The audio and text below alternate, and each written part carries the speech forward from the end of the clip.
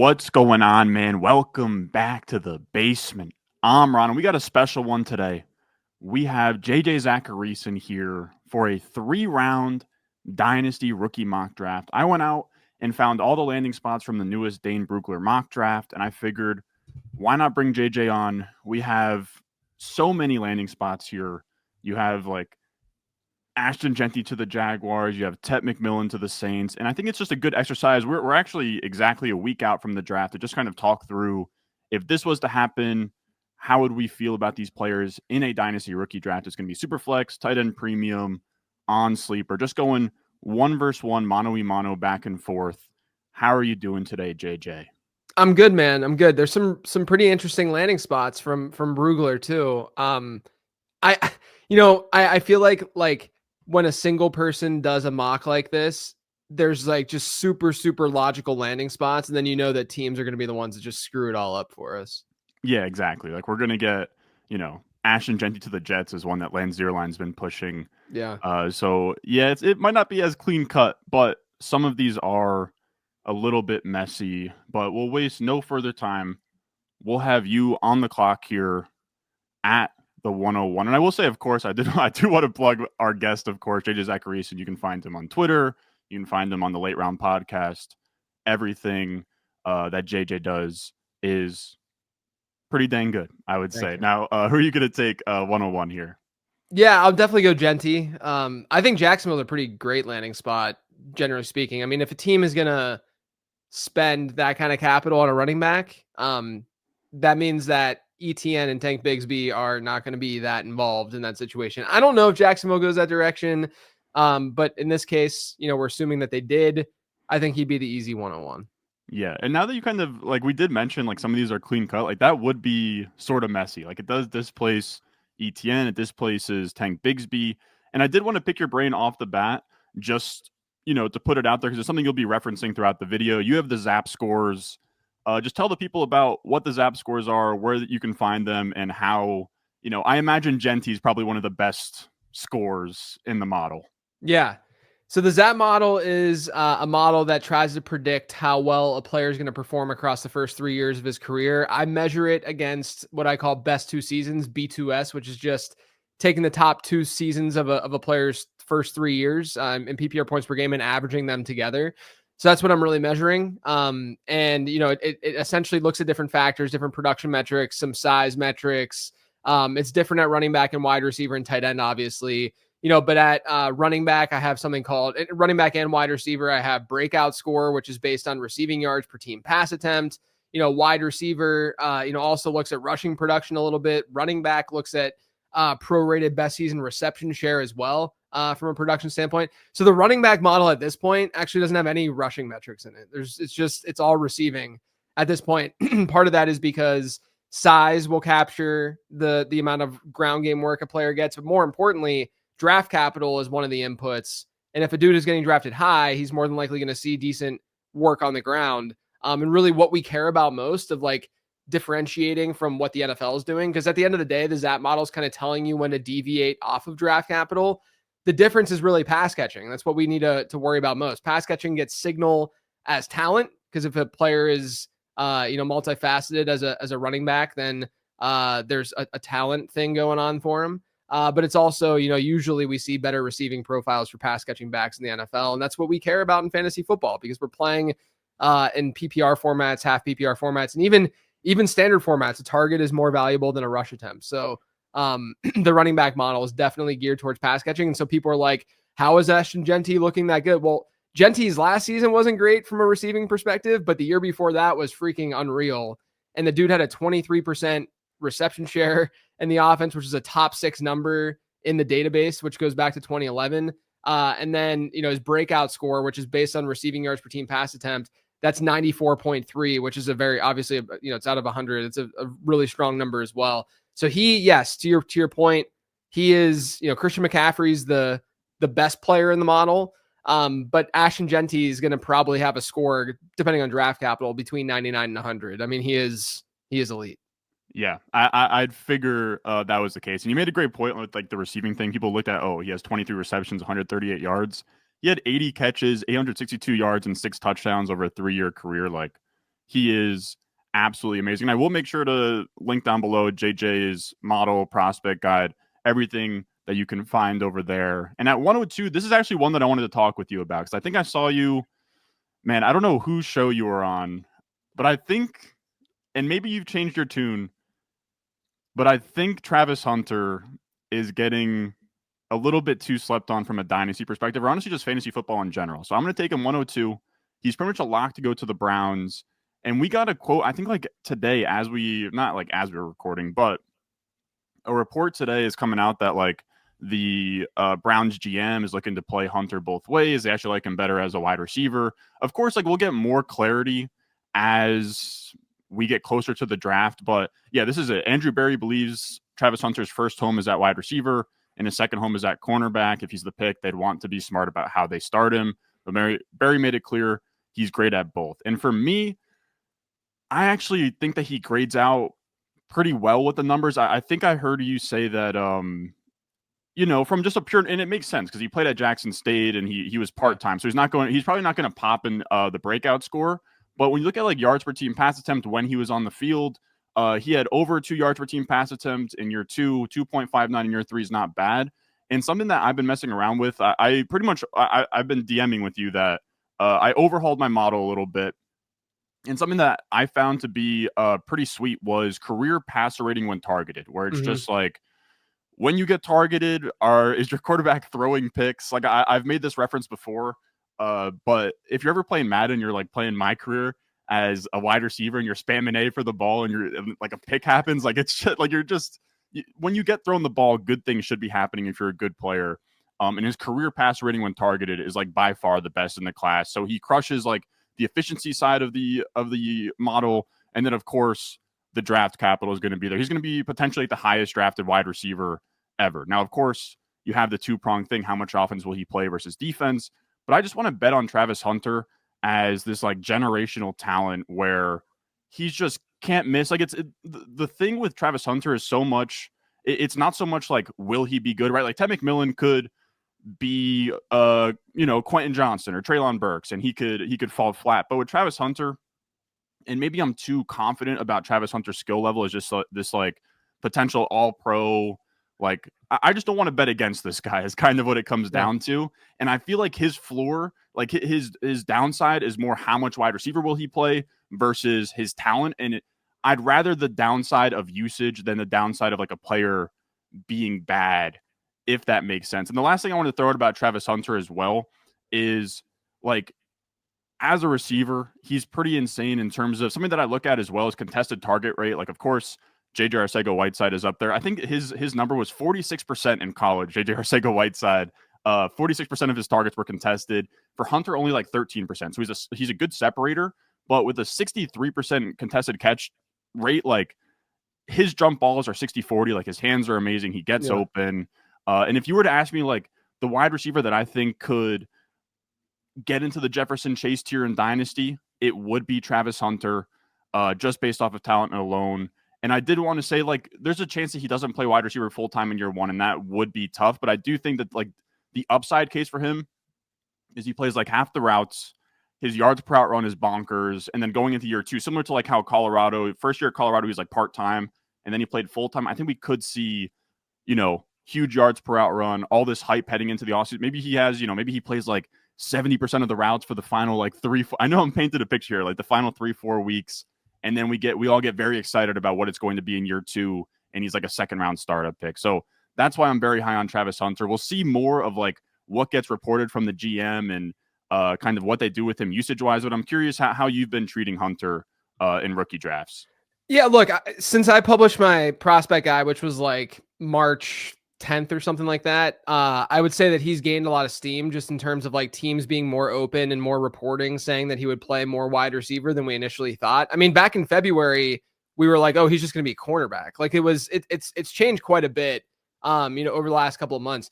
So, I'd say the stuff that the Zap model looks at, he's not that fantastic just in terms of like, his breakout score is 66.9. And that has to do with the fact that he did nothing as a freshman.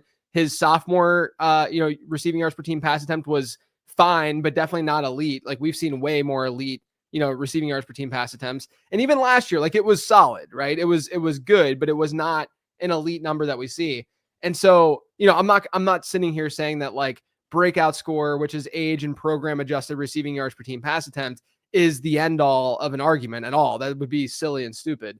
A lot of the stuff that you mentioned, I know Dwayne McFarland looks at career passer rating or targets, whatever the heck the term is.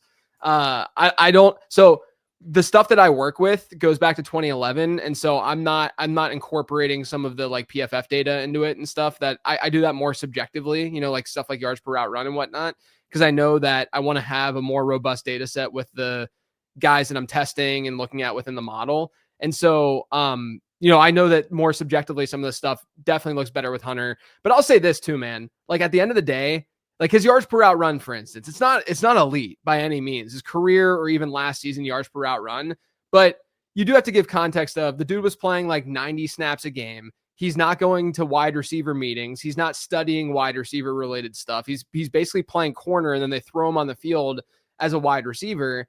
And he's doing that in a lot of 4 wide receiver sets with, by the way, there's a couple of Colorado wide receivers that were at the combine that are hoping to get drafted in this draft. So even his teammate score is going to maybe look decent within the model as well. So like there are definitely things that we need to, in context that we need for Hunter, where I'm just like, I've gotten to the point where I'm like, I don't really care, that his, because it's not like his analytical profile is egregious. It's not like it's even like a Matthew Golden type, right? Where it's that bad. It's just that other first rounders historically have had way better breakout scores. They've had better yards per out run rates, but there's reason, for this. Like he's clearly a generational player because we've not seen something like this before. So I'm okay with being like, sure. Like at the end of the day, more than likely, maybe not in this particular mock with Tet going 9th overall, Tet would probably end up being the wide receiver 1 rankings wise from the model's perspective. But, at the end of the day, he's probably still going to be the wide receiver 1 with this kind of draft capital in the ZAP model once the draft is over. Because whenever I did the guide before, folks weren't even as bullish as this with Travis Hunter. And I will add as well another input that I think Dwayne messes around with too is Lance Zierlein grades. Like Lance, he actually tweeted like his individual wide receiver grade for him, and like over the last like pretty much since Jamar Chase or ahead of Jamar Chase, like the last 3 or so years, it's Neighbors, Marvin Harrison Jr., and then it's Hunter. So he definitely gets like a big step up there. But I'm curious who'll go with at number 3. I think that the rest of this, it's I don't think that there's like an obvious 3. Yeah, I'm probably going to go with Amari and Hampton here. I think that you could make the argument to go Cam Ward pretty easily. They'll probably, just because it's super flex. I think that they'll be in the same tier for me post draft, more than likely. But with Amari and Hampton, I understand that there's some concerns for people when they watch him. Like even you could even argue strength of competition to some degree. You could argue his upright style and that maybe his style is not going to translate super well as like a elite pass catcher at the next level. But everything that the ZAP model looks at like loves Amari and Hampton. Like he's got good size, awesome speed score. His best season reception share is actually almost 18%, which is really strong. His breakout score is well over 60. It's not like elite, but it's still pretty strong. Like he has what you generally look for. And then you layer on draft capital. If you're getting first round draft capital with Amari and Hampton going 20th overall to Denver, which is one of the premier landing spots for a running back in this draft. If you look historically at running backs since 2011 who have been drafted in round 1, 2/3 of them have given you an RB1 season in their first 3 years in the NFL at 16 plus PPR points per game. The guys who didn't, some of them eventually got there, like Mark Ingram. A lot of them were just hurt, like David Wilson, who had to retire early, right? And That's then a good name. the two who didn't get it done were basically Sony Michel and Clyde Edwards-Helaire. And both those guys not only had some warts to their profile, especially like a CEH, but they were both drafted at the end of the first round, where they were basically fringe second round picks. Like they were end of the first round selections. So I think Hampton, like if he does go 20th overall, if he does get this round 1 capital, he comps pretty well to like a Todd Gurley, like analytically, like that swings things. And people can sit there and be like, well, that's stupid that you change your, like, if he's a mid second rounder versus a mid first rounder, that's a big difference to me. I don't care about like being right about the talent per se. I'm trying to find dudes who score fantasy points. Like that's the end game. That's the end goal. And I'm going to look at trends and look at, I think he is talented, of course, but like the end goal is to accumulate as many fantasy points as possible and get the best value from a fantasy perspective. I'm not trying to predict like where these guys are land or like the real NFL impact these guys are going to have. I'm trying to predict fantasy football. And if he gets that kind of draft capital with his kind of profile, historically, those players have done very, very well in fantasy. I do love the pearl clutching if like you use draft capital in the model. Dude, drives me nuts. Because like a graphic I'll show a lot of the times is since 07, by draft round, points per game through a player's first 3 seasons. Round 1 is 13 points per game. Round 2 is 9.39. So that's, that's a lot of points. Matters. So it matters. The team's going to invest in them. And there was a time, once upon a time, I promise, like people were in my comments saying like, you got to adjust the model. Running backs aren't going to go in the first round anymore. This was like before the Bijan Gibbs draft. And it just looked like maybe running backs will never go in the first round. And the fact that a guy's going 20th overall, that's a big deal. You know what I mean? Dude, that's the thing. Like I've heard the exact same feedback about running backs. And it's like, well, what happens with the NFL devaluing the NFL has never devalued the position. Like if they devalue it when the position sucks objectively, like as a class. Like this year is the one year where you could argue that waiting at running back would make sense because it's a deep class at running back, right? So why spend a first round pick when you can get a guy later? And I think some teams probably have that mentality, but there are like a lot of these NFL teams just have a big board and they go off of their big board. They draft off the big board and they're like, sure, yeah, Ashton Genty looks like the best player right here. Maybe it's not the biggest need in the world from a positional value standpoint, but we need a running back right now and we can just go after him and get him top 10 in the draft, and he, and I do think there's going to be situations now too, where they see what Saquon did in Philly and they'll want to replicate that kind of thing. So like, it's not been a thing. Like we've seen the same number of first round running backs historically over, I'm obviously looking at like the last 10 years or so. I'm not looking at like 1993 where, things were different, but I think teams are just going to draft off their big, or at least a lot of them won't really think about the positional value thing the way that like a fantasy manager in their mom's basement would. The thing is too, is like, even if there's a surplus at a position, like you still have to take the good ones. Like you can't just like wait the entire time.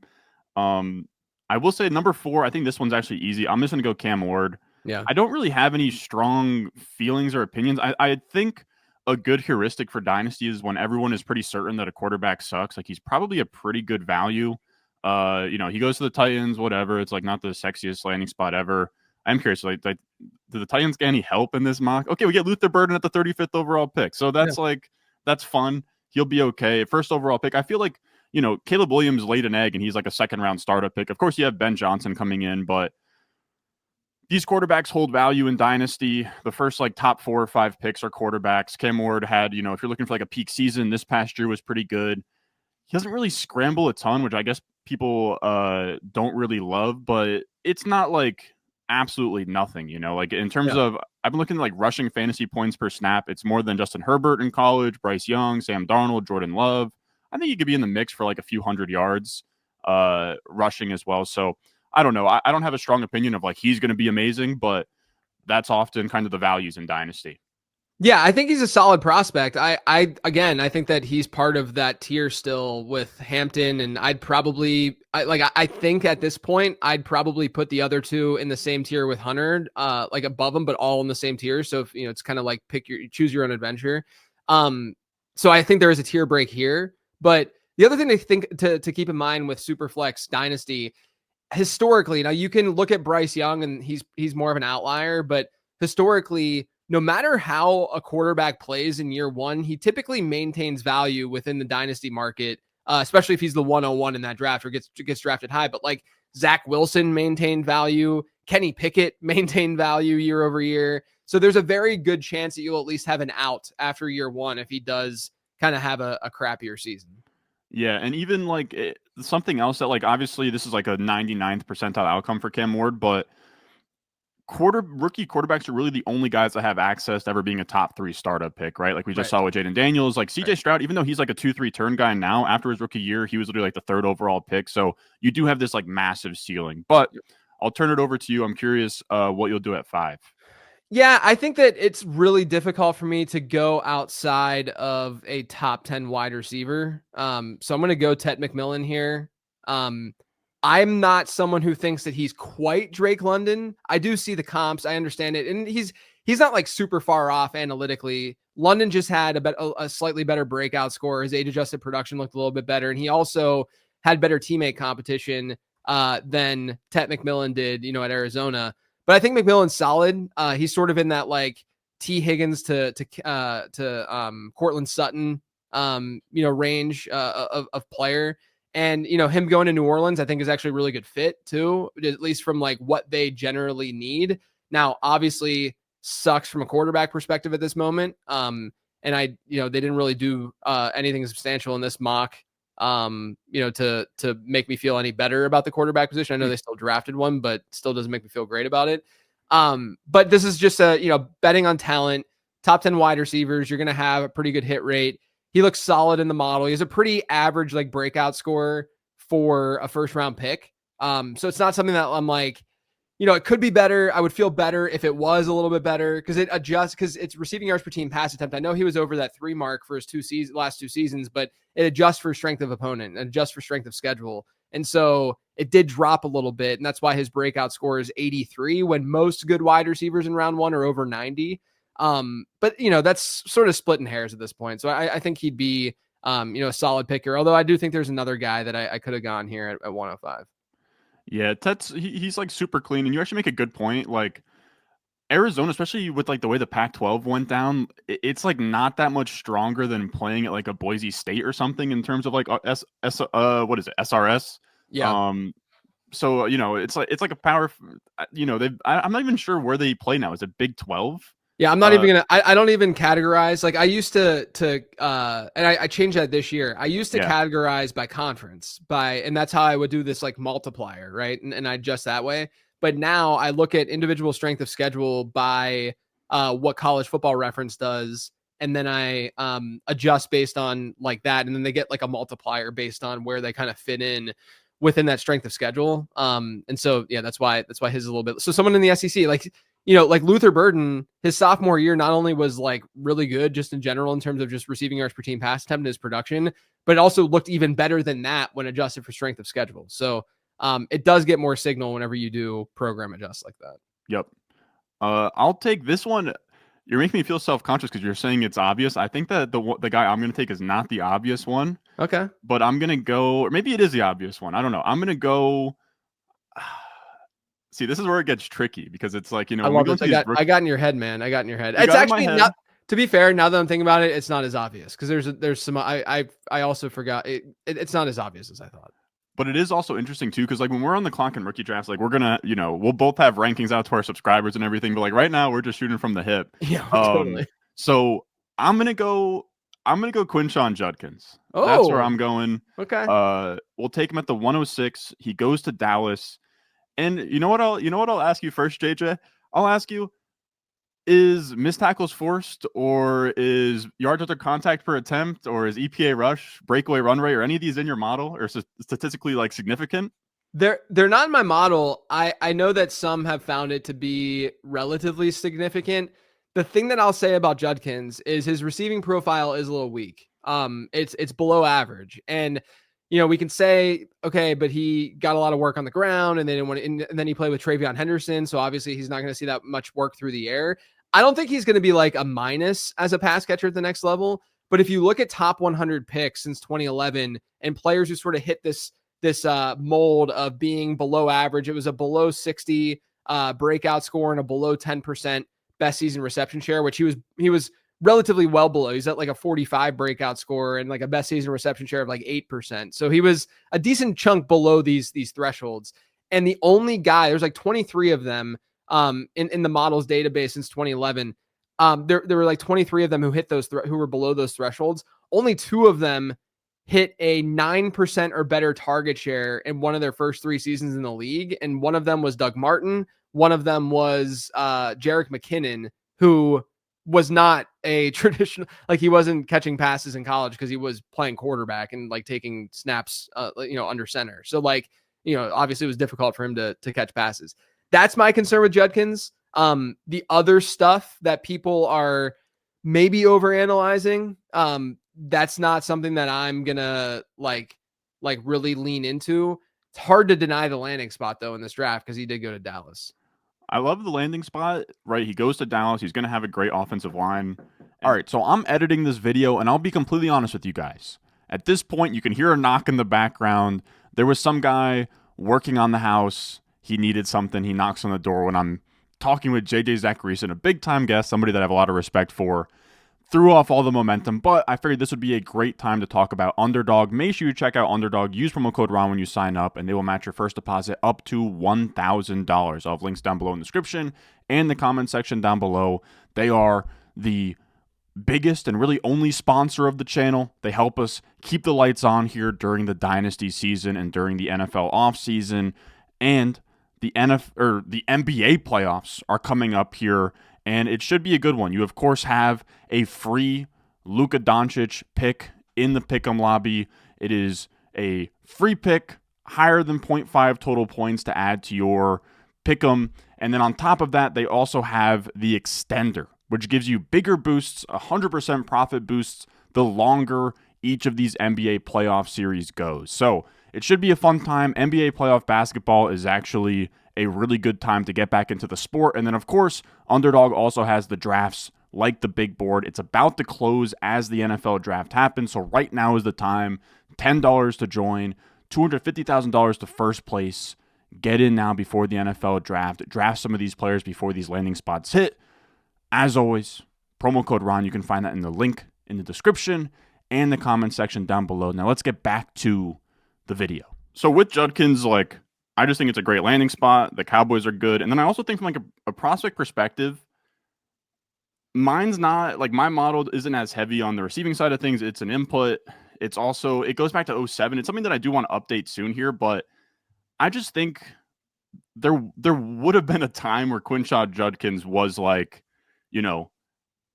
the cream of the crop in 2018, 2019, 2020, where it's this big, fast running back. He comes from Ohio State. He's going to get top 50 draft capital here.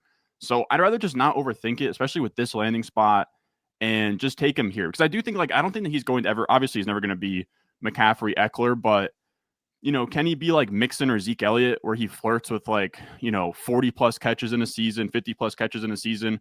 I think that is there.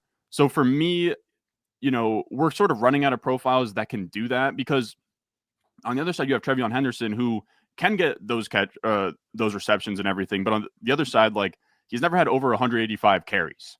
So, of course, receptions matter more, but the traditional 300 plus touch guy where he's going to get, McCaffrey level volume, it's tough to find. So I'm fine just kind of getting a workhorse profile in Judkins. Yeah, makes sense. Now, who are you taking at 7? I'll go with Trevion here. Him going to Chicago.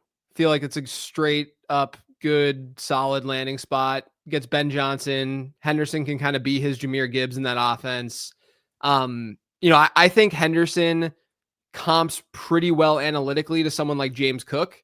I'm not quite to a Jahmyr Gibbs type comp, but I do think from a usage perspective, we could see that kind of situation go down. And if Henderson, because I believe in this, there wasn't another running back that they took. I think it was just Henderson, right? Chicago. And so in this scenario, he's going to take over a lot of the DeAndre Swift work. And then it's Roshan as sort of the Montgomery style. If you're going to translate this Ben Johnson offense over, and that's not going to be as difficult for him to see ground game work as it is for a Jahmyr Gibbs and a David Montgomery. Now obviously I'm not stupid to think that Chicago's built similarly right now as Detroit, but I do think that's probably what Dane's thinking was when making this selection was, Detroit made a similar kind of smaller, I don't want to say smaller back, electric back, who can catch passes really well. And Trayvon Henderson's great in pass pro too. All of those things are exactly the kind of player that would thrive in this Ben Johnson offense. So to me, he is my RB3 in the class.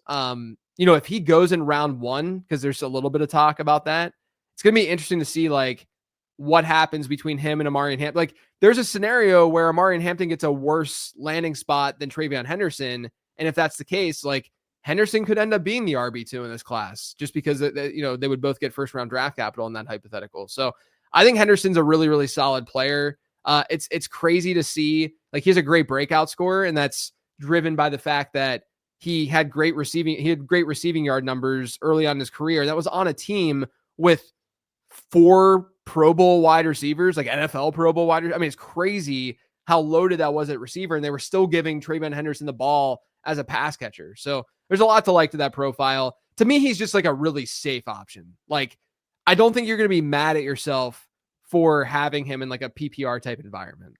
Yeah, I agree. I'm pretty much like I'm in the same boat. I think Henderson is that similar profile, like you mentioned, of just like really clean. I think that he would fit in this Ben Johnson offense. And I will also add, like, if he was to go out here, go in the first round, I think that you will see a lot of people sort of put him over Hampton.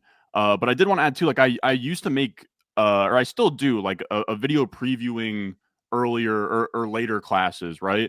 And after his freshman year, like he was in like the Devi community, like he was thought of as highly as like Bijan. Like he was like a top 6 pick. So he had those 2 down years, but like the pedigree's there. I think he was like a 4 or 5-star recruit. But then like this is where this is tough. I think the rest of this is gonna get tough. At 108, I'm gonna go with Mecca Egbuka. Okay. He's my guy. The model likes him a lot. He looks just like a lot like Olave if Olave's play style and build was Amon-Ra St. Brown. Like from a age-adjusted production perspective, he gave you some good years early. His entire career, like you talk about Trevion Henderson, like he was competing the entire time with JSN, Olave, Garrett Wilson. This past year with Jeremiah Smith, who's going to be like the next Julio Jones or whatever. And I'm probably not even like you have like Carnell Tate's the other one. He just looks solid across the board, like fine production. He gets a boost for being on a really great team the entire time. So even if like he had a little dip in production, it was still fine there. And his efficiency metrics are pretty much fine across the board. So I think he's just like really clean.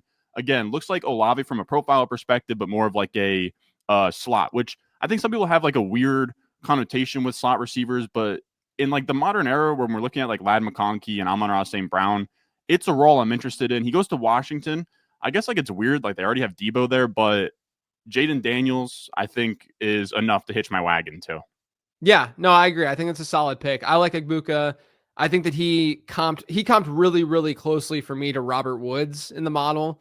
So like people hear that and they're like, oh man, that's like Robert Woods gave us some really strong production, and that's like a median outcome, right? Like that's a comp, right? I'm not here to only give the butterflies and rainbow comps for all these guys that we often see. So there's upside there too. I think he's super solid. Yep. You can throw in guys like Juju Smith-Schuster in there as well. Yeah. But he was sick. But who do you got at 9? I'll go to Chicago again. I'll go with Tyler Warren with this being tight end premium. I have a tight end model. He's the one in the tight end model. The tight end one, he hypothetically has decent athleticism. So I just give him kind of a neutral score for speed score in there. His yards per out run numbers look decent. I don't think that, so like from like a score perspective, now I don't have 10th overall capital in there for him necessarily, but he's definitely not and Loveland's the same way. They're not Brock Bowers-esque, obviously, but even like the model doesn't even see them as like Sam Laporta. The model really likes Sam Laporta, so maybe that's just biased from that perspective, but like, I don't think they're quite there, but they're still part of this. I started to categorize these players this year into these buckets, and one of them, the top bucket, is the elite producer bucket, and both him and Loveland look like they're going to be in the elite producer bucket. So that generally gives us like guys who are in that one, and then the next one's the weekly starter. Guys who are in one of those two tiers, basically no one that is below that, it has been fantasy relevant across their first 3 years, since like 2015 or whatever, where the tight end model dates back to. So Warren, to me, in that environment, I know they have Cole Kmet, but I would assume, again, if a team is going to do this 10th overall, they're thinking we're going to run a lot of 12 personnel. We're going to change things. We're not going to, have a lot of 11 and 3 wide receiver sets because they no longer have Keenan Allen. So I think Warren, might be a little bit of a slow start for him in this environment, but I do think it's a good environment to be a part of. Yeah, I tight ends just scare me. I think this is the spot where it's fine to take him, but I know, especially when you get your hands dirty and make a tight end model, you start to realize like, man, like even the greatest tight end prospects, like Noah Fant should have had like 3 top 6 finishes by now, and OJ Howard was pretty damn good, Eric Ebron, but I think we are starting to get towards a spot where tight ends are getting drafted higher, and he does like his peak production is great. And I do hear like he didn't produce early on. I imagine you found as well, like breakout age, breakout score. It's not as important at tight end. Like it's not like George Kittle was some hyper producer at Iowa. He just had monster like size adjusted agility score type of stuff. Yeah, I do use raw age, like draft day age for these guys, but you're right. Like from an adjustment standpoint, it's a lot more basic of a model, partially because I haven't spent as much time tinkering with the tight end stuff, partially because it's just more difficult. It's not as fun. Like it's just because when teams are drafting these tight ends, they're drafting them also as like offensive line extensions. They're not always just pass catchers, and we're looking for pass catchers. And so it kind of throws off the draft capital dynamic a little bit. It's just a more difficult position to prospect analytically. I think it's a more difficult position to prospect in any way, especially when we're trying to predict like how well they're going to be in fantasy football, right? So I think, again, this is a spot where I feel okay getting him, given the landing spots, some of the guys ahead of him. And a good point too, like I always say this with the tight end stuff is like the best, so like draft capital and everything, the best tight ends of like this generation, like Kelsey wasn't a first round pick, Kittle wasn't a first round pick, Ertz wasn't, Jimmy Graham wasn't, so Gronk Mark wasn't. Andrews. Yeah, like it just, they took Hayden Hurst over him. So it's just like tight ends are just really, really tricky. That's why they scare me. But I think 109, like we're going to see people with like top 10 draft capital attached to Caleb Williams and Ben Johnson want to push him up much further than this. But I think I'm going to take your guy here. I'm going to take Luther Burden at 10. Nothing else really sticks out. Burden going 35th overall isn't super fun. Him going 35th to the Titans isn't super fun. Where I like, you get Cam Ward. I think Callahan's probably on his way out, but he is like a fun profile, and I'm just not that. I don't know. Maybe we'll look back on this and be like, this is pretty strong hubris to be like, Burden over Matthew Golden just in terms of wide receiver versus wide receiver. But I do just like what Burden offers, and there's definitely a hole for a Burden type player on that Titans offense where he can come in, play the slot right away, do his thing, like hope that Callahan can kind of scheme him some good touches. But I do want to sort of give you the floor on Burden, because like for me, he scores well where he produced early, and in terms of like the comps that it spit out, because I do take into account this is a Scott Barrett idea. And if you haven't noticed, I kind of am just pulling from what everybody sort of found to be effective. That's what you got to do, man. Yeah. The deep slot and screen usage is something he's been big on. And that's not necessarily a bad thing, right? Like all the best players in the league, they're going to get slot stuff. They're going to get screen usage. But like a player of like his size with this production, so like he has this size, so he's not like Wan'Dale Robinson or Tutu Atwell. You're looking at like Malik Neighbors. You're looking at like DJ Moore, Brandon Ayuk, Rashee Rice, guys who, big, fast producers to certain extents, like Rashee Rice on the lower end of that, but we're used in this like similar role of like deep slot, screen, manufactured touches. And I think that's fun. So I'm curious kind of where you're at on him. Yeah, his usage in college was a lot like what Wan'Dale Robinson saw, but he's also 4 inches taller and 25 pounds heavier, as you noted. So, like, I don't think it's Wan'Dale Robinson. And then you look at the other sort of first and second round wide receivers that have had similar screen and behind the line of scrimmage usage, and you're going to get Paris Campbell and Kadarius Toney and Rondale Moore. But again, if you sort of like look at these profiles and adjust for age and adjust for size and adjust for what Luther Burden is, he's pretty unique from that perspective. He's not really because like the guys who are more his size don't have the production profile, but the guys who are smaller, like a Rondale Moore, Wan'Dale Robinson, they're smaller. They have the production profile, but they don't have the size. And so I think that we can't ignore that. I'm not as concerned about what he did his junior year. I know a lot of people, like, I don't think it's a good thing, but his drop off in production. I only say that because as I try to tell people, like the peaks are more important than the valleys when we're doing this production stuff and looking at these prospects from that angle. So I'm not that concerned about that. But yeah, I mean, like bottom line is he looks really, really good in the ZAP model. The ZAP model at launch. So this is back in March when draft capital was a lot tighter between Burden and Tet, and Travis Hunter wasn't as obvious as how he's going to play a wide receiver and where he's going to get drafted. Burden was the wide receiver 1 in the pre-draft model. He's not right now, but he's still in, like, if he goes 33rd or 35th overall, like he's still in the model going to be like have a score of like 95. Like he still looks really, really, really good, which is not going to be that far off from like a Tet McMillan, even if Tet McMillan gets really good draft capital. So the model really likes him, and it didn't like, Kadarius Toney. It didn't like Paris Campbell. It did to some degree like Wan'Dale Robinson, but it dinged Wan'Dale because I now am incorporating mock draft data, and when teams reach for players, that player gets hurt a little bit from a draft capital perspective. So Wan'Dale was like a projected 4th round pick, and he went in the 2nd round. So I think Burden is a playmaker. He got a pretty close comp for me to Ayuk. And I've talked to other folks like Matt Harmon and Matt Waldman who do more film analysis, who also comped him to Brandon Ayuk. So I think that there's at least something there where I'm willing to take a chance on Burden at the end of round 1 in the rookie draft. This is a inside baseball question, but I am curious. I borrowed this as well, the draft faller, but mine is like more harsh because when you start to ding players like Wan'Dale, like I imagine are you dinging like Amon-Ra St. Brown and DK Metcalf to a certain extent, or do they not fall in there? I mean, they might. I can look it up right now. They might have, but they were the opposite, weren't they? Like, didn't Metcalf go later than expected? And you have it hurting if they go earlier than expected. Correct. So the like idea, Jalen Polk. Yeah. Sorta. So the idea is that that number one, I first tested to see if mock draft data had any correlation to fantasy success versus draft capital. Draft capital is better, but it's not as much better as you would think. Like mock draft data, like big board data, right? This is from NFL mock draft database. It actually is not that bad in terms of being predictive. And so what I did then was I looked at what happens to players when the NFL team either got a good value or reached a lot.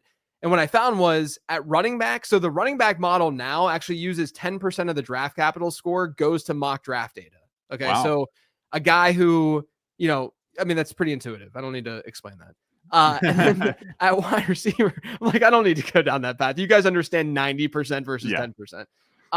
But with the wide receiver model, what it does is, so if a team got a value, it didn't really trigger anything. It didn't really seem to matter that much. But what matters is when a team reaches for a player, likely because if you think about it, like think about Troy Franklin last year. Okay.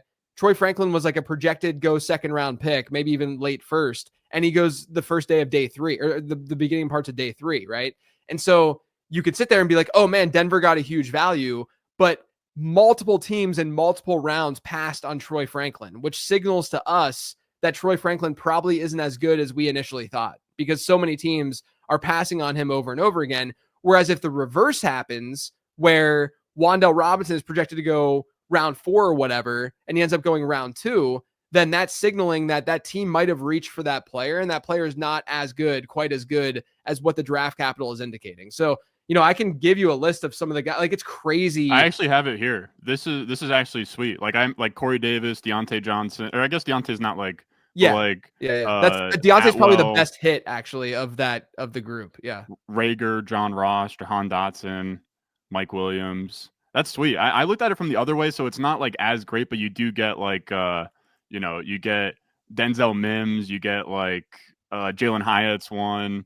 Yeah. So it's like on both. I think on both extremes, it is helpful. Like if a guy, there's signal there probably either way, but that is pretty sweet. You have the 11th pick. What are you gonna do there? I'm gonna go with Shedeur Sanders here. Ooh. Do I feel good about it? No, I don't. Steelers have a need. Shedeur's going to the Steelers in this scenario. I think that Sanders likely doesn't have like that fantasy breaking upside to be a The only way that he would end up getting in that top 5 that we were talking about earlier from a startup standpoint is if he has that like really outlier crazy CJ Stroud type season, because Stroud ended up being overvalued after year 1, and then it kind of just like he fell back to probably where maybe he's even a little bit undervalued, but like fell back to where he probably should be at this point, just based on the fact that we're not going to get a lot of rushing production from him, and we're not going to get that from Sanders either.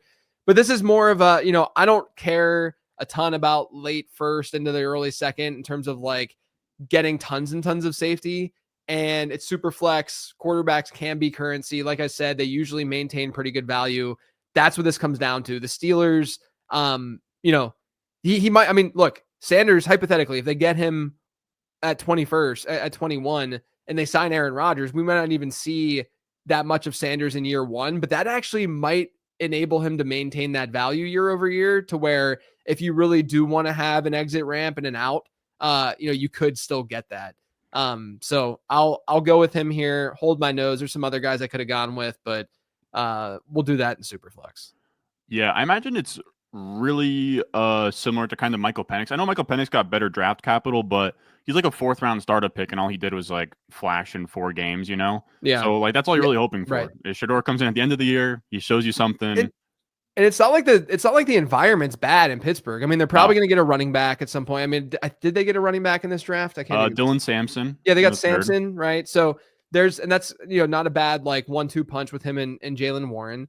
And they obviously have DK Metcalf and George Pickens, and there's now like Steelers beats are saying that they're not going to trade George Pickens. So it's going to be a Pickens and DK Metcalf receiver room. Pat Freiermuth is solid. Like, it's not a bad environment. The offensive line is actually being built in Pittsburgh now. Like it's not a bad environment for a quarterback. So I'm willing to take that on and let, maybe he does get a crazy good run at the end of the season or something like that based on the environment. And then you could flip or just ride it out and see if you get like like a solid QB2 for Superflex. Yeah, exactly. And I think this is where it gets tough, because now I'm looking at like round 2 court, like how disrespectful could I be towards 12th overall Matthew Golden? That's what I'm thinking about right now. Geez, dude, like this would be really, really tough. This could be an all-time like backfire pick, but for me, man, it's so disrespectful to do this. But I have to go Jalen Milroe at 12th overall. Like you said, super flex. There's going to be an opportunity for him to come in there at some point this season. They have Jameis Winston, they have Russell Wilson. It's like a really weird setup. I imagine if this is how the draft actually goes, like Jalen Milroe's success is directly attached to what Brian Daboll and Joe Shane do in the future. So it's going to be like at their advantage for him to do well. And I will say, like, Jalen Milroe is somebody in my quarterback model that grades well, where I look at rushing fantasy points per snap, which is just like, I don't know, it's just like on a down-to-down basis, how much are you actually rushing? And I'm trying to find where he's at. Yeah, the only quarterbacks to have a higher rushing fantasy points per snap than him it's Lamar Jackson, it's Trey Lance, and then it's Milroe, then it's Hurts, then it's Anthony Richardson. Yeah. And he falls in like this similar bucket just in terms of like career production and looking good, as like he falls into, in terms of like the highest grades for a quarterback to not go first round for me. It's now, of course, he could obviously face plan. Like, this is just a 3 quarterback sample, but it's Colin Kaepernick, it's Jalen Hurts, and it's Russell Wilson in terms of like looking pretty good analytically, running a ton. And when you have a guy like him who has such like massive rushing upside, I just want to take the swing, especially on the Giants. He'll be attached to Malik Neighbors. I actually kind of believe in Daboll. And I can't sit here and say that they're going to just roll with like Jameis and Russ the entire time. Like we said with Shador, if Milroe comes in and he gives you like 20 plus points, like 18 plus points per game for like the last like 3 or 4 weeks, and it's like chaos. And that's kind of like similar to early career Jalen Hurts, where he came in and like he had like a great game versus the Saints. So that's all I'm hoping for with him at the 112. I know people are he's like very polarized. Some people think that he can't even play quarterback. Whatever. I'll see what the market says after he scores fantasy points.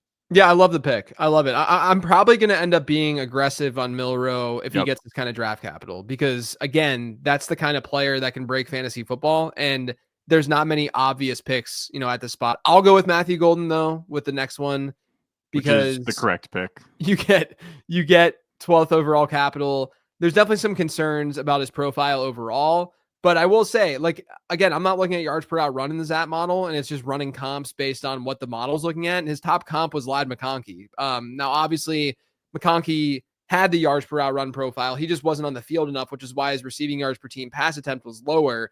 With that being said, I think it's not a great profile for Matthew Golden. I mean, like you look at a lot of the guys who have scored 14 plus PPR points per game since 2011.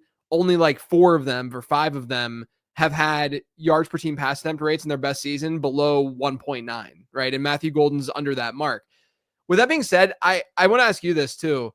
I think that people sort of don't think about early declare status enough now, where before people were like really overstating early declare status, where they're like, if they're not early declare, we can't draft them. We got to get an early declare wide receiver. And then we obviously understand that it's a signal for talent, because a guy who leaves college early is probably more talented because he knows that he can do something at the NFL level. But I think the one missing part of the narrative about early declare receivers is that they're not getting a full 4 seasons in college to increase and beef up that production profile. And so think about Matthew Golden. If he played 4 years and his senior season, what if he went off his final year? I mean, yes, but he'd be playing with Arch Manning, right? There's a possibility that we would see an amazing Matthew Golden final year.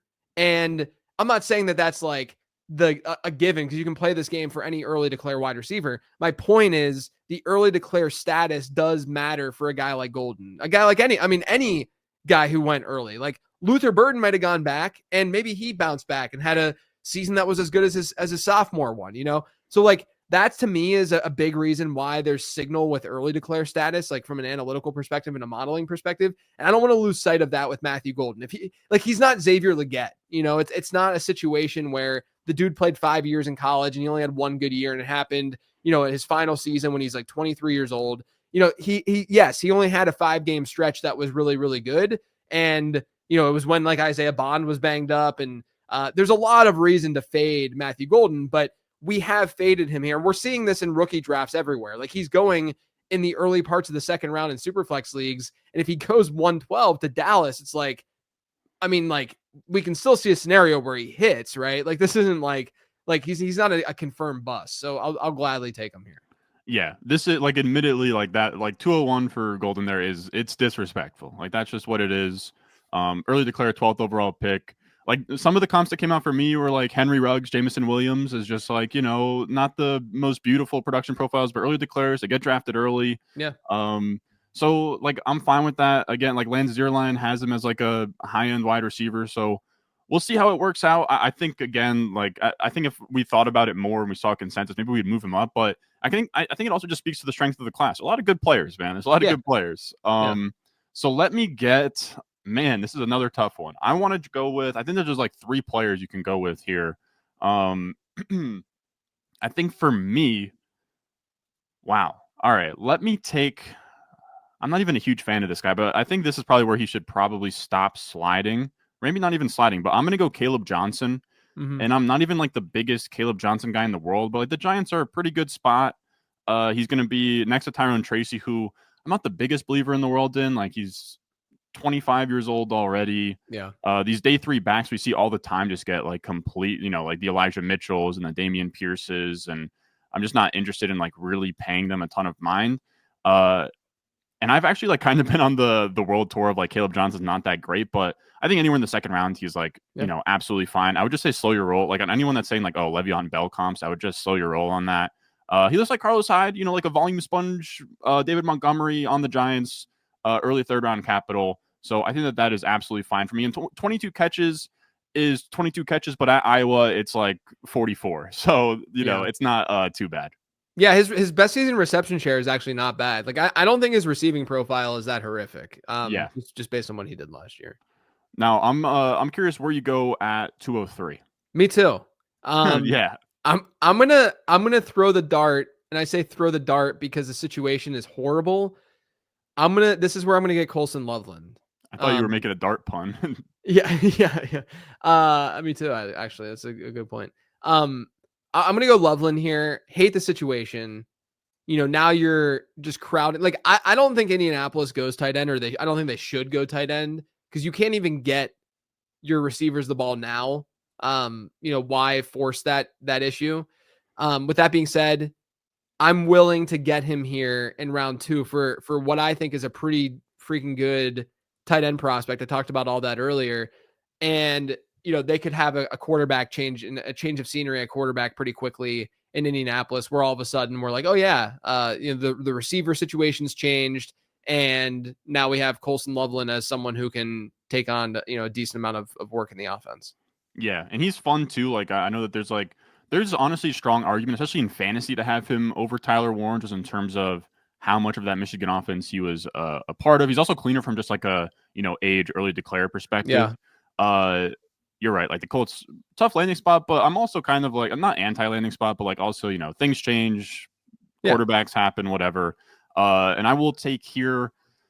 I'm not like stoked about it, but we will go Jackson Dart at the 204. I wish I had some nice things to say about him. He's competing against Kenny Pickett. He's getting drafted 33rd overall here. He has Travis Hunter to throw to, Jerry Jeudy to throw to. And like I guess he grades out well as like a guy who I think he like led the class in PFF passing grade. And as I said earlier with Cam Ward, none of us really know anything when it comes to quarterback eval. So Jackson Dart, I think that he's fine. And I think that it's like the same play of like you're hoping he comes in at some point. You're hoping he scores fantasy points. You hope that there's hype in the market. And then you offload from there. Yeah. I was looking over. The reason I'm looking to my left is I have my wide receiver model over here, and I was going to put in this draft capital to see what the model says between a tiebreaker that I have between I don't know if it'll work in real time. I think right now I'm kind of between the Iowa State wideouts, and I say that because I like Jalen Knoll quite a bit. I know that he went later in this draft where he's going, but he's still 47th overall.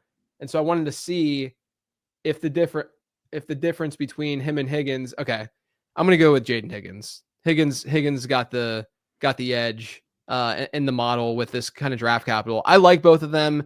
I think Knoll is probably the guy that I like generally prefer as a value at this point, because I think that we're gonna have some folks like going after Higgins a little, they'll reach for him a little bit more. Knoll's gaining steam, don't get me wrong, but Higgins, to me, I know that Matt Harmon did his reception perception on him. There was a lot of red, and he comped him to sort of like a Keon Coleman type, which is definitely scary. I'm not quite there because I think Higgins has more down the field ability and a little bit more speed than Keon Coleman does. And so I could see a scenario for sure where he plays a big slot role, but you're seeing him in New England where they're going to have to force feed him the ball to some degree in that offense. You get Drake May also. And so, I think that in his range of outcomes is pretty wide, at least from a model perspective and from the Zap model's perspective. But one of his top three comps was Nico Collins. And so if we're in the middle of the second round at this point, he's got the quarterback in this landing spot. He's probably the best wide receiver from a modeling perspective left on the board. The running backs, you start to see a dip after Caleb Johnson, in my opinion. So I'm going to go that direction and, hope that you don't take Jalen Knoll next. Yeah, that's a good call. Jaden Higgins, he's fun, gets attached to Drake May. But I'm actually going to go not wide receiver. I'm going to go, I can't help myself. Like this could be Clyde Edwards-Helaire all over again, but I'm going to go Cam Scatabo. He goes to KC in the 3rd round. Fun fact, I bought a PSA 10 Cam Scatabo card just because I wanted it. And I just think that he's going to be a folk hero in the same sense of Cooper DeJean. And he's just a fun player. Of course, the Chiefs they're gonna score fantasy points. They've kind of been looking for a receiving like do it all back. And like it was definitely late in his career, so I don't even know if like your breakout score cares that he had 45 catches, 600 yards, and 3 touchdowns the final year, but I do like that profile. It's really interesting that he's almost Kareem Hunt-like in the way that he ran a 4.6, but then also a 39.5-inch vert and a 10-foot broad, which is just nuts. And then, 30 plus BMI. So he's like this thick running back. Like that's what I like about him, where he's not, he's not Nyheim Hines in terms of a pass catching back. He has this size, so there is upside there. I'll take KC. Like late round 3, it's not like the greatest in the world, but I think in the middle of the 2nd round, I'd be comfortable with it. Yeah. His top comp for me was Kareem Hunt, but Yep. we also had I also had Zach Moss and Keyshawn Vaughn Yeah. as close comps to him, and they were also like, hey, maybe they're a Kareem Hunt whenever they were drafted, right? So I Yep. do think that there's like that downside, and that Kareem Hunt was maybe somewhat of an outlier, with this kind of archetype and these kind of numbers. But I think Scadaboo has the second best production profile in the class. Like when you look Yeah. at his best season as a receiver and what he was able to do on the ground, like he's got a great production profile. But yeah, I can understand the pick, especially Kansas City going that direction when they obviously got a lot out of Kareem Hunt when he was there. Yep. Well, And I guess I he's still technically there, but I will say too, like something else that like pops out with him is like a CJ Procise, like 220 pounds, catches yeah. passes. I'm curious, what do you, I mean, you did kind of tip it with the Iowa State receivers. What are you going to do at 207? Yeah, let's go Jalen Knoll. Arizona could use a solid slot to play with Marvin Harrison Jr. I like the fit a lot actually, and with what Brugler put together. A lot of these fits are like awesome. Yeah. I wish the NFL draft went this way, but a lot of times, like I said at the top, like these mock drafts are like too clean. But Jalen Knoll, I think if there's an Amon-Ra St. Brown type in this class, it's probably him. Like a guy who, obviously, like I think Egbuka profiles as a more solid slot. Luther Burden probably has a higher ceiling as just a general player, but like for Burden to really hit that ceiling, he's probably going to have to play more of like a DJ Moore type role. Whereas Jalen Knoll, I think could be like a 50-50 inside out if things really do develop well for him. But even if he's just a slot, this is a good environment for him with Marvin Harrison Jr. already there. Michael Wilson's fine. But he would probably be he would immediately be probably the number 3 target getter in that offense with Trey McBride as well. Maybe they would cannibalize each other, and maybe McBride would just take too many looks out of the slot from Knoll. But I think the talent's there. He got kind of like a Randall Cobb comp in my model where he did everything. Like there were some years where his ADOT was like 3 yards and some years where it was a lot higher. Last year, he had more deep targets than Jaden Higgins did, played special teams, got work on the ground. I mean, these are the kinds of players that, you want to target because they're playmakers. They're just really, really good wideouts. Yeah. Knowles fun. Like he kind of looks like Lockett. He kind of looks like, Christian Kirk, Yeah. which are, solid fantasy producers. I think, I don't know, like the mantra that I'm sort of trying to go into with this draft is it's just like, it's supposed to be one of the best running back drafts ever. And I don't love the other receivers that are on the board. So I think I'm just going to go, I'll go day 2 draft capital, Dylan Sampson. I'm, analytically, I can't really talk him up that much in terms of, he's too small to catch as little passes as he did is kind of my concern with him. But he is young. I think he's maybe like the youngest running back in the class. He's like he's like 20 on the dot almost. Comes from the SEC, had a great last year. The receiving production isn't there for how small he is, but he gets a huge boost for me. Like he's going to go day 2 here. Lance Zierlein loves him. I think like the NFL loves him. And I just keep hearing from the film guys like his vision's amazing. Like I've heard Bucky Irving comps before, and I'm kind of just trusting that. It's a little bit of a weird fit with Jaylen Warren, but you figure Jaylen Warren will do the passing down work. Sampson will get some of between the tackle stuff. So and here what they get Shadur Sanders to lead the way. So I'm fine with Sampson. Yeah, I like that pick. Next, I'm gonna go with Trey Harris, going to Kansas City.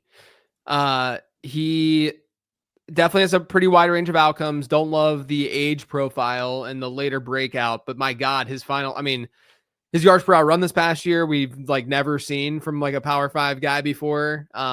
There's a lot to like in terms of that peak that I was talking about earlier. I just wish he was a little bit younger. I'm not as bullish as others are, but I do think that, at this point in the draft, especially with the landing spot in Kansas City, you got 2nd round draft capital. I'll go Harris's way. Yeah, he's all over the place where like his efficiency score with like yards per run and pass rating when target is amazing, but then like the early production's not there.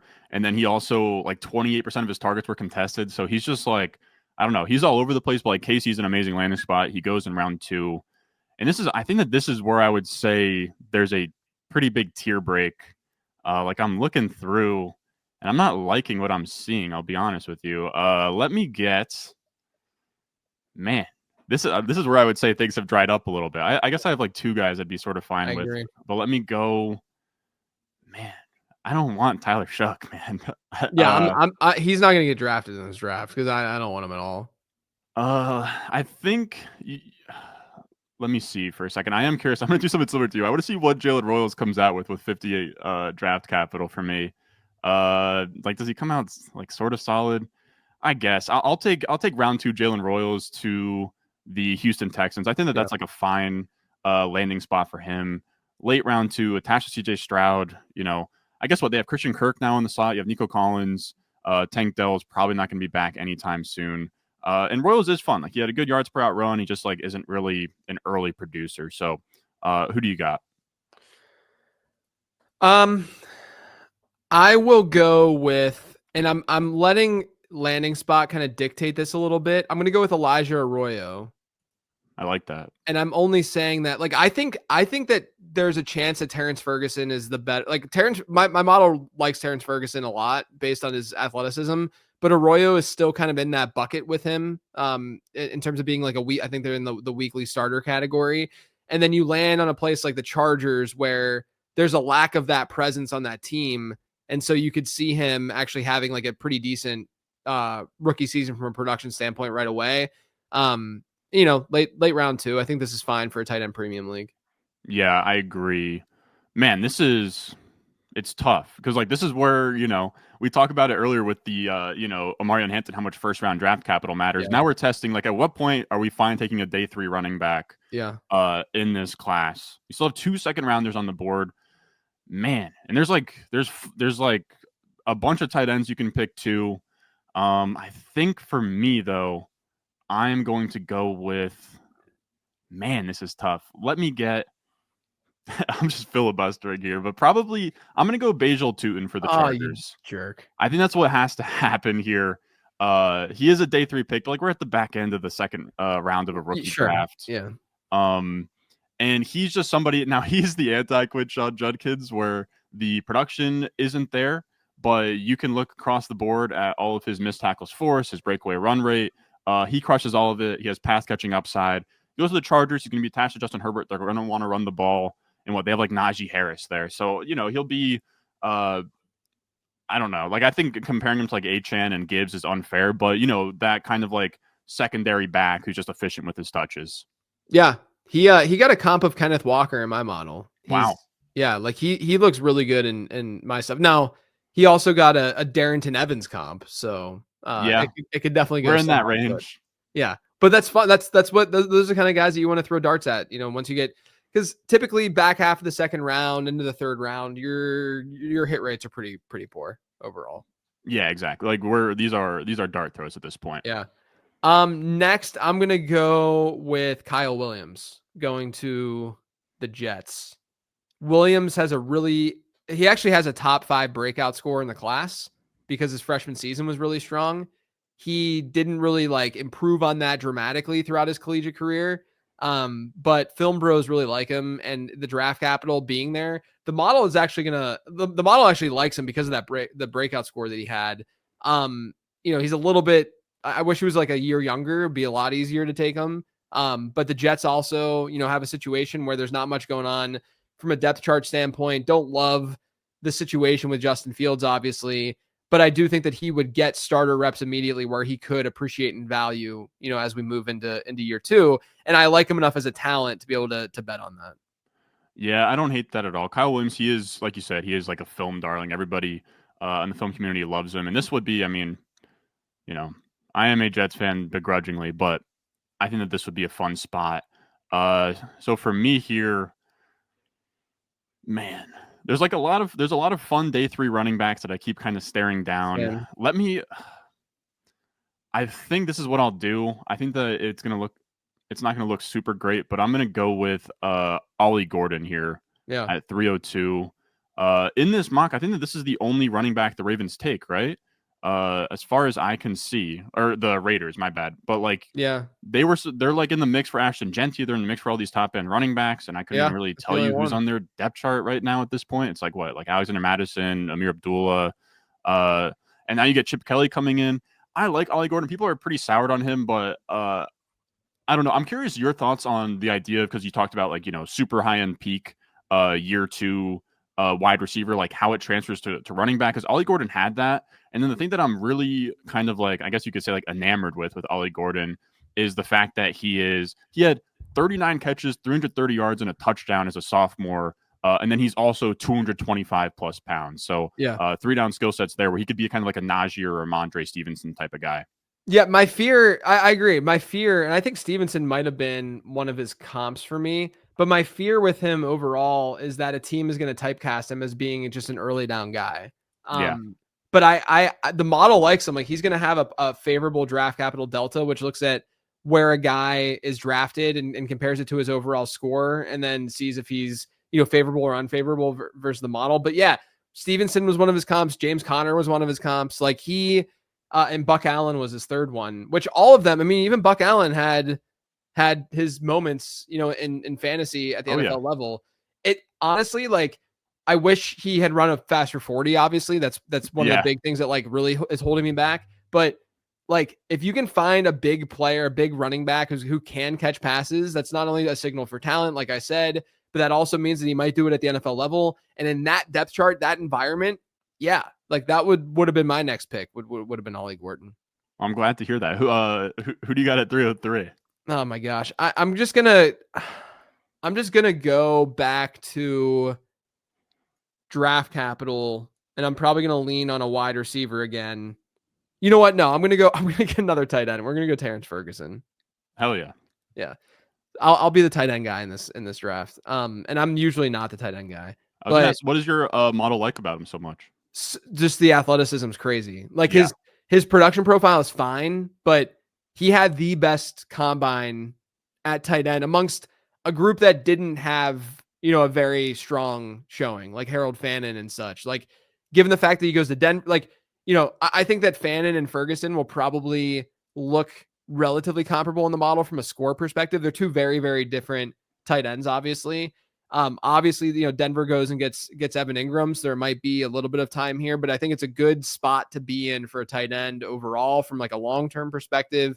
And Harold Fannin, I looked it up, and maybe you're going to draft him eventually in the third round, but I looked it up, and dudes who have speed scores under 100, like Fannin had, since 2015, there hasn't been a single one over their first 3 years of their NFL career to score 11 PPR points per game at tight end, and only two of them, Cade Otton and Jake Ferguson, scored 10 or more PPR points per game. So you're like, say what you want about the testing and that's not Harold Fannin's game, and he could just be a Jonnu Smith. Sure, but Jonnu Smith tested a lot better than Harold Fannin did, like that's kind of the issue at the end of the day. So I wish I wanted Fannin to do well. I even played when I got College Football 25 last summer. Bowling Green was my team, and he dominated. I was like, who is this dude? And then I didn't realize that people were like into him until January when I started prospecting. And I was like, oh, that's why he was dominating so much in that game, and I was crushing with Bowling Green.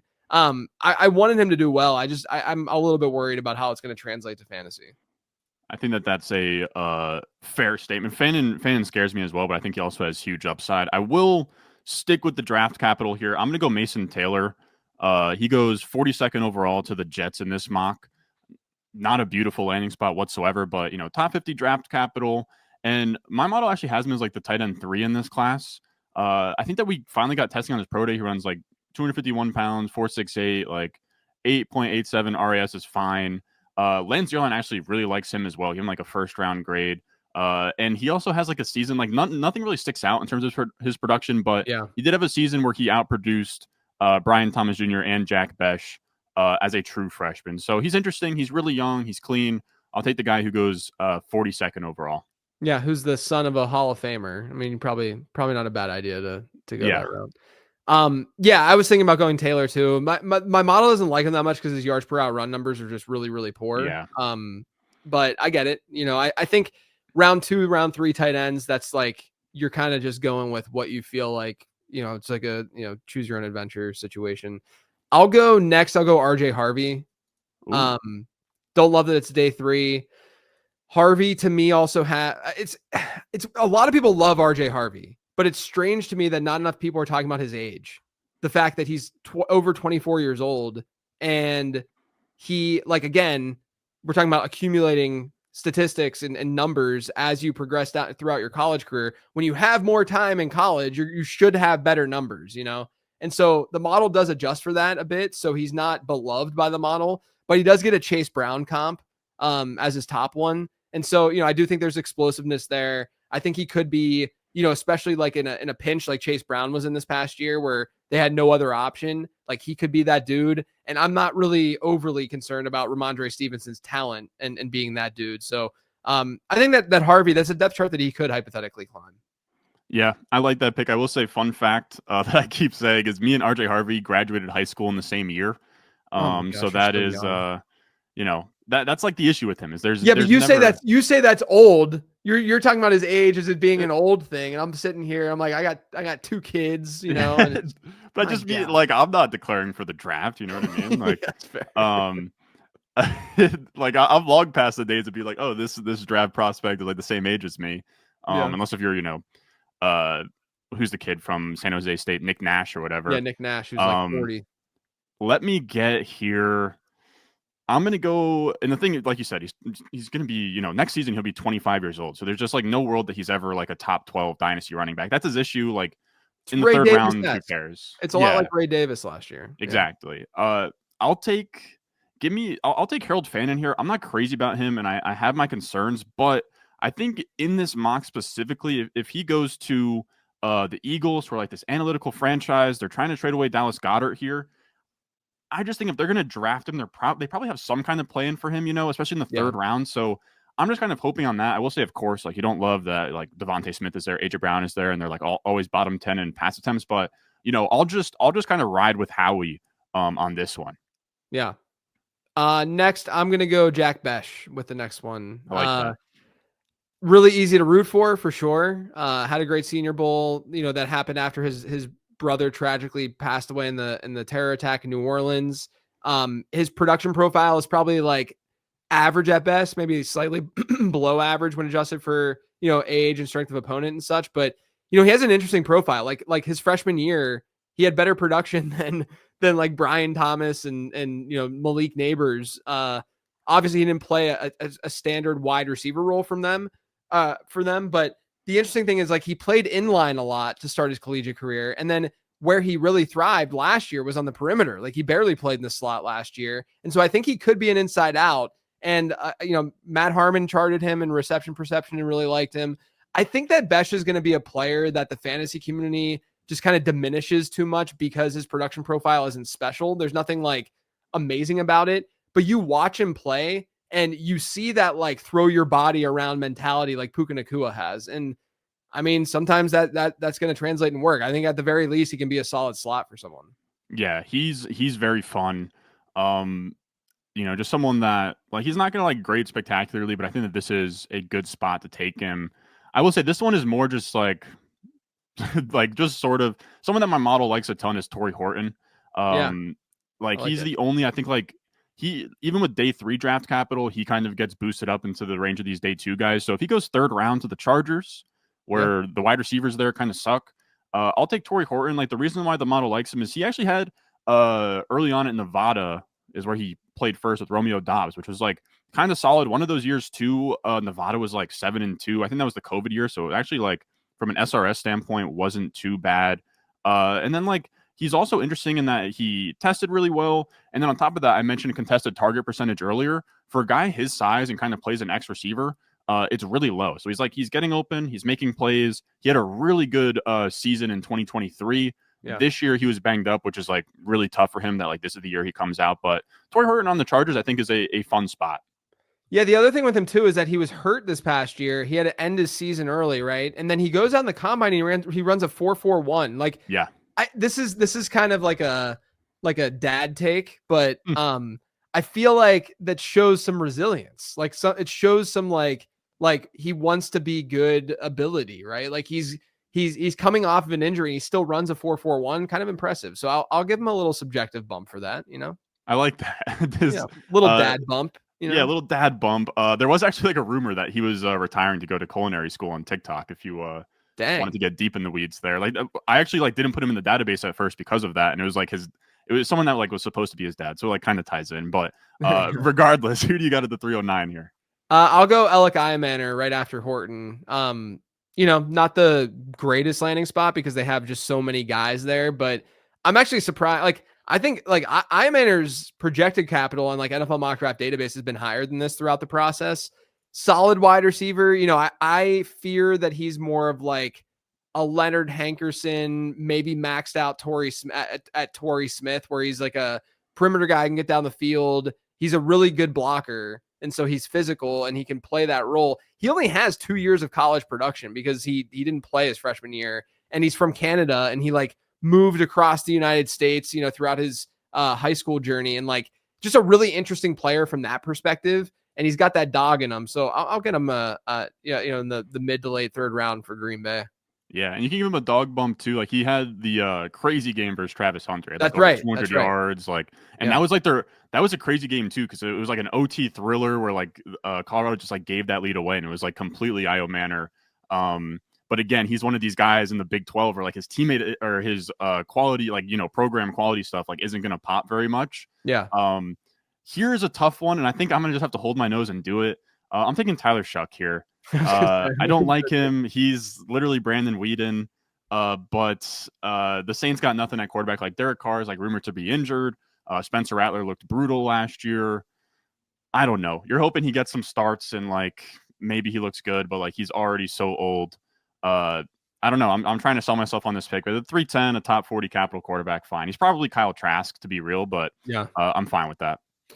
I'm going to finish my draft with DJ Giddens going to Washington. I think Giddens has a pretty nice range of outcomes where the floor is scary, but the highs are pretty high.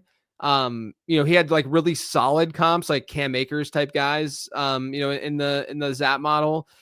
He's got good speed score, good athleticism, arguably top 3 athlete at the combine this year. And that's amongst like some really good running backs at the combine, decent enough receiving profile.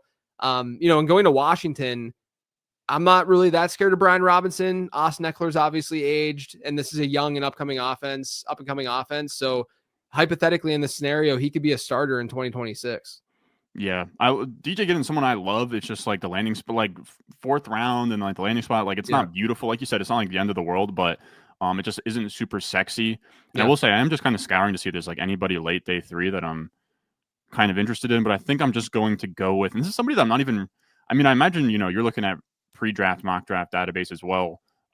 Jordan James is not really. I've never seen him go in the 4th, but like the 4th, the Cleveland, where like there's like Nick Chubb uncertainty. I'm not that scared of Jerome Ford. I actually like Kevin Stefanski as a play caller. So I'll take Jordan James, and I'll be honest with you, I don't really have much to say about him. He's just kind of a guy from Oregon. He was the understudy to Bucky. He was efficient, down year last year, brutal combine, kind of like an all-around back though. The film guys do seem to love him. Like I think that's why he's this high. Is like Dane has him like RB7 or something, and then also I know Lane Zierlein has him as like a top 10 guy as well. So I'm fine with that as well. Yeah, they lost Bucky Irving. I think that he's like a worse version of Bucky. Yeah. Just from the standpoint of like smaller guy, doesn't have as robust of a receiving profile. He did though get a Jaylen Warren comp for me. Now, I say Jaylen Warren, he's worked out in the NFL. Warren has, but he didn't have a good, like his speed score was not good. Jaylen Warren, his production profile wasn't very good. So like it's a good comp that there's like an outcome like that, but also it does show you that Jordan James's overall profile isn't like that strong. But I did consider him with my pick as well, with him landing in Cleveland. Yeah, exactly. Like he's fine. He's another one of these day 3 running backs. It's a shame that some of these top guys, like I like Devin Neal, but like I'm like the Saints are like whatever. Yeah. Damian Martinez gets stuck behind Garendo and McCaffrey. Like Damian Martinez, I love, but I just don't know that I'd be that interested with that landing spot. But that is going to do it for. Actually, can I get one sleeper from you we did not pick?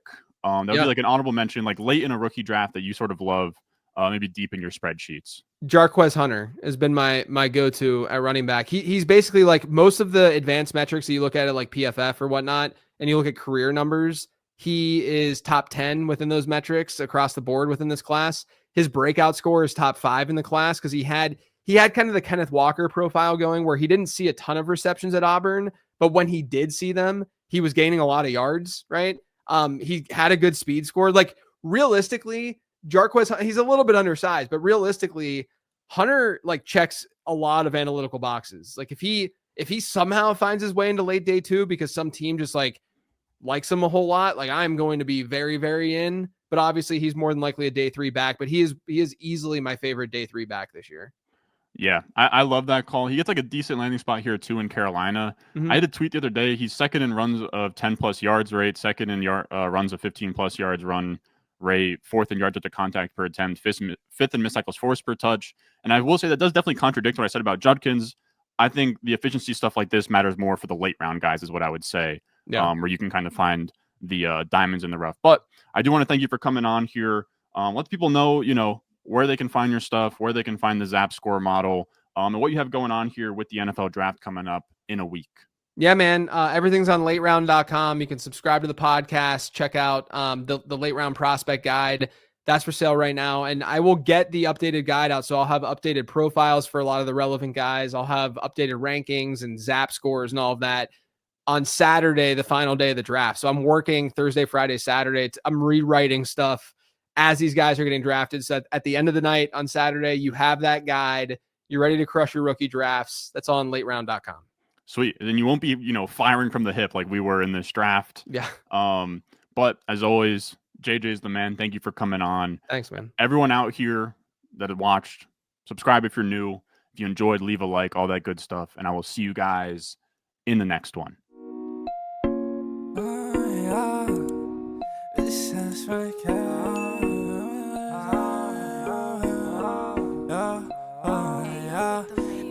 Stones, like this froze, ice cold, ice around